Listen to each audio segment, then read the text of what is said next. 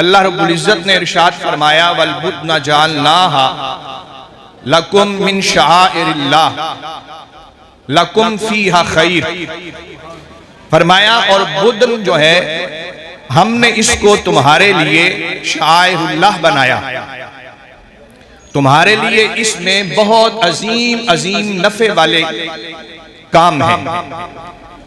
یہ بدن سے مراد وہ جانور ہے جو قربانی کے لیے حجاج کرام اپنے ساتھ لے کے جاتے تھے حرم شریف کی طرف اور اس کو منتخب کر دیتے تھے، تو وہ جو جانور اونٹ کا تھا اس کو اللہ تعالیٰ نے فرمایا کہ اس کو ہم نے تمہارے لیے شعائر اللہ بنا دیا۔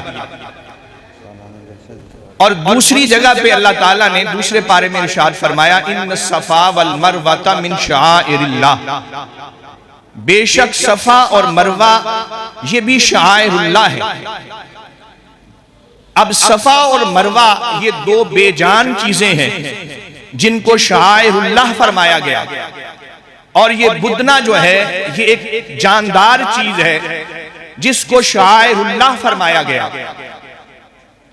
اب شعائر اللہ کا معنی کیا ہے؟ سب سے پہلے تو یہ سمجھتے ہیں شعائر یہ شعیرت ان کی جمع ہے جس کا معنی نشانی یا علامت ہوتا ہے، اور اگر ہم اس کا مادہ اشتقاق دیکھیں، روٹ ورڈ دیکھیں تو شین عین را جس سے شعور بنتا ہے، تو یعنی وہ چیز جو نشانی ہو کس کی؟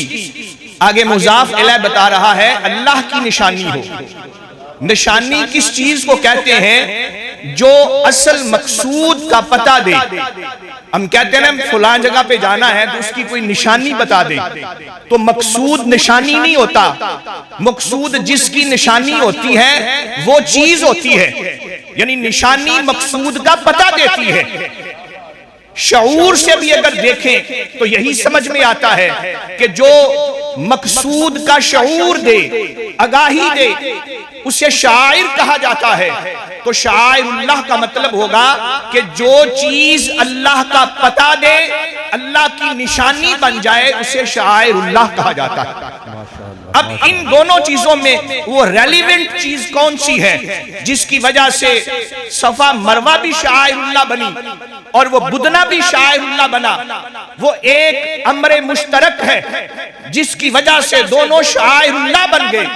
وہ امر مشترک کیا ہے کہ یہ بدنہ جانور سارے ہیں، یہ شاعر اللہ کیوں بنا؟ کیونکہ یہ اللہ کی راہ میں وقف کر دیا گیا، اللہ کی رضا کے لیے وقف کر دیا گیا۔ تو صفا اور مروہ کی نشانیاں بنی اس لیے کہ وہاں اس ہستی کے قدم لگے ہیں جس ہستی نے اپنی زندگی کو اللہ کی راہ کے لیے وقف کر دیا تھا۔ سیدہ ہاجرہ سلام اللہ علیہا، معلوم یہ ہوا دو نتیجے نکلے کہ شاعر اللہ وہ ذات جو اللہ کی راہ میں وقف ہو وہ بھی شاعر اللہ بن جاتی ہے، اور وہ مقام جو اللہ کی راہ میں وقف ہو اس سے نسبت ہو جائے وہ مقام بھی شاعر اللہ بن جاتا ہے۔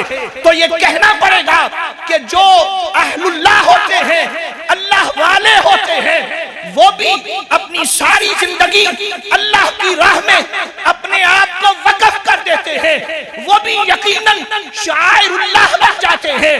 اور شاعر اللہ کا حکم کیا ہے؟ علامہ عطا المصطفیٰ صاحب نے جو آیت پڑھی وَمَن يُعَظِّمْ شَعَائِرَ اللَّهِ فَإِنَّهَا مِن تَقْوَى الْقُلُوبِ، جو شاعر اللہ ہوتے ہیں وہ قابل تعظیم بن جاتے ہیں، قابل ادب بن جاتے ہیں، قابل احترام بن جاتے ہیں۔ میں نے کہا کہ جو اللہ کی راہ کے لیے وقف ہو جائے وہ شاعر اللہ بن جاتا ہے۔ تو وہ پیر ابو الفیض، وہ حضرت محدث عبدالوی جن کی زندگی کا ایک ایک لمحہ اللہ کے لیے وقف تھا، جن کے دن بھی اللہ کے لیے وقف تھے، جن کی رات کے لیے وقف تھی، وہ مسند تدریس میں ہوتے تھے تو اللہ کی رضا کے لیے پڑھاتے تھے، وہ منبر رسول پہ جلوہ فروز ہوتے تھے، اللہ کی رضا کے لیے تبلیغ کرتے تھے، وہ مصلی رسول پہ کھڑے ہوتے تھے، اللہ کی رضا کے لیے نماز پڑھاتے تھے، وہ مسند افتاح پر موجود ہوتے تھے، اللہ کی رضا کے لیے فتویٰ دیتے جاتے تھے وہ مسند ارشاد پر ہوتے تھے، اللہ کی رضا کے لیے رشد و ہدایت کا کارنامہ سر انجام دیتے تھے، تو کہنا پڑے گا کہ جن کی نسبت اللہ کی راہ سے ہو جاتی ہے وہ شاعر اللہ بن جاتے ہیں، وہ قابل تعظیم بن جاتے ہیں، ان کی ذات اور ان کا مقام تو کہنا پڑے گا جب تک پیر ابو الفیض زمین کے اوپر تھے ان کی ذات قابل تعظیم رہی، اب وہ زمین کے نیچے چلے گئے ان کا مقام مزار محدث ابدالوی قابل تعظیم بن گیا۔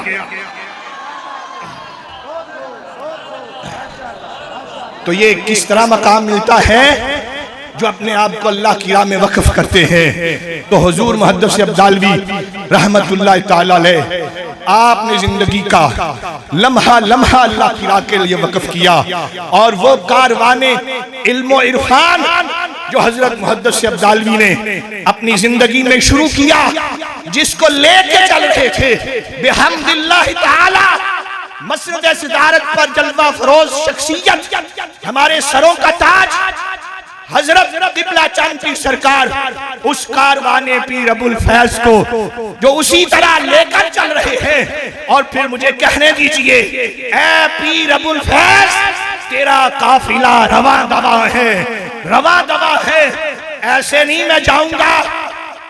طبیعت کی علالت کے باوجود دن رات حضرت پیر ابو الفیض کا یہ قافلہ حضرت چند پیر صاحب لے کے چل رہے ہیں۔ کبھی ملک کے طول و عرض میں تبلیغ دین کا فریضہ سر انجام کیا جا رہا ہے، کبھی مسند حدیث پر بیٹھ کے درس حدیث لیا جا رہا ہے، اور کبھی مسند افتاء پہ بیٹھ کے فتویٰ دیا جا رہا ہے، اور کہیں مخلوق خدا کی خدمت کی جا رہی ہے۔ تو ہم نے آج حضرت ابو الفیض کو گواہی دینی ہے کہ حضور محدث ابدالوی ہم گواہی دیتے ہیں کہ حضور قبلہ چاند پیر صاحب آپ کے قافلے کو لے کر رواں دواں ہے۔ میں نے کہنا ہے اے پیر ابو الفیض تیرا قافلہ، آپ نے دونوں ہاتھ کھڑے کر کے سلامی پیش کر کے ادھر سلامی پیش کرنی ہے، ادھر گواہی دینی ہے، تاکہ حضرت چند پیر صاحب کی پچھلے سالوں کی تھکاوٹ اتر جائے اور اگلے سال کام کرنے کے لیے آپ کی طبیعت حشاش بشاش ہو جائے۔ تو پھر ہاتھ بلند کر کے کہنا ہے اے پیر ابو الفیض تیرا قافلہ، ایسے نہیں ایسے میں نے جانا ہی نہیں ہے، جب تک ہر فرد رہا۔ اور ہم نے دینا کیا ہے ان کو؟ ہم اس بات کا اظہار اس موقع پر نہ کریں گے تو یہ بخل بھی ہے، یہ کنجوسی بھی ہے، یہ کم ظرفی بھی ہے۔ دونوں ہاتھ نکالیں چادروں سے باہر، کوئی ٹھنڈ نہیں۔ حضرت محدث ابدالوی کو گواہی دینی ہے، حضرت چند پیر سرکار کو سلامی پیش کرنی ہے۔ اے پیر ابو الفیض تیرا قافلہ، اے پیر ابو الفیض تیرا قافلہ، اے پیر ابو الفیض تیرا قافلہ دوا ہے، رواں دوا ہے۔